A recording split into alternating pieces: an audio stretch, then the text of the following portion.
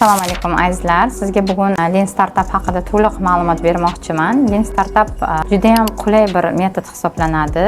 Metodni katta kompaniyalarga ham, kichik kompaniyalarga ham targ'ib etsa bo'ladi. Uning foydalari ulkan. Iqtisodchilar, katta biznesmenlar juda ham yaxshi tushunishadi. Unga qanaqadir g'oyani targ'ib qilmoqchi bo'lishingiz mumkin yoki siz katta kompaniya egasiz, yangi bir formatda ishlamoqchisiz yoki yangi bir tovar yoki xizmatlarni yo'lga qo'ymoqchisiz. Qanaqangi sharoitda bo'lmang, siz yangi tovarni yoki xizmatni yo'lga qo'ymoqchi bo'lsangiz, bu usul sizni katta xarajatlardan, aynan katta xarajatlardan va vaqt yo'qolishidan sizni saqlab qoladi. Endi sizga hayotiy misollar ko'rsatib o'taman. Bunda siz tushuncha hosil qilasiz. Misol uchun Airbnb kompaniyasi menimcha dunyoda sayohat qiluvchilar, chet elga boruvchilarni juda ko'pchiligiga tanish.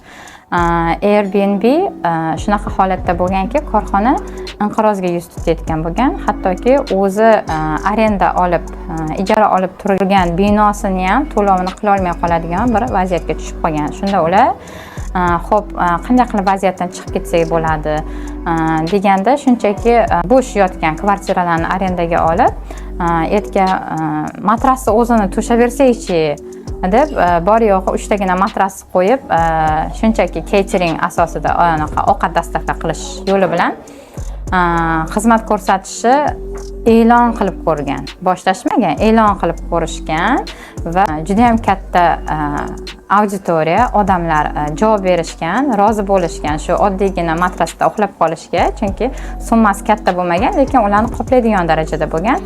Shunda ular qanaqa xulosa qilishgan? Biz alohida mehmonxona qurmasdan yoki bo'lmasam to'laqonli mehmonxona holatiga keltirish uchun juda katta xarajatlar qilinadi. Bilasizlar, uni mehmonxona holatiga keltirmasdan ham oddiygina matraslarni shundoq olib, ya'ni bu tez amalga oshirsa bo'ladigan proyekt, bilasizlar, vaqt ko'p talab qilmaydi.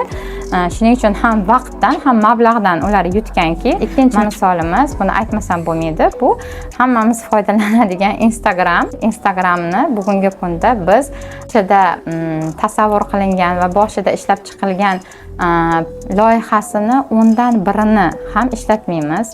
Boshida juda ham keng miqyosdagi loyiha bo'lgan bu proyekt va uni misol uchun bilasizlar, katta IT xodimlarini, mutaxassislarni jalb qilib va unga yillab vaqt sarflab va katta pullarni sarf qilmasdan, uni bor yo'g'i odamlar mana shu 10% ga qiziqish bildirgani uchun 10% lik qiziqish nima bo'lgan? Odamlarga rasm va videoga olib, ular bilan bo'lishish bo'lgan. Shuning uchun faqatgina shu funksiyasini yo'lga qo'ygan. Natijada birinchidan loyiha tezda yo'lga tushirilgan, kam mablag' sarflangan, ko'zlangandan ko'ra va tezda klientlarni, mijozlarni o'ziga jalb qilgan. Endi siz ham xuddi shunday usullardan foydalanishingiz mumkin. Buni hech qanday qiyin joyi yo'q, faqat siz g'oyangizni o'zingizni auditoriyangizga, klientlaringizga qanday qilib yetkazish haqida o'ylanishingiz kerak. Agar sizlarda hali ham qanaqadir savollar qolgan bo'lsa, g'oyalaringizni amalga oshirishda qanaqadir to'siqlarga duch kelayotgan bo'lsangiz, ikkilanishlarga duch kelayotgan bo'lsangiz, bizga murojaat qiling. Biz sizga albatta yordam beramiz.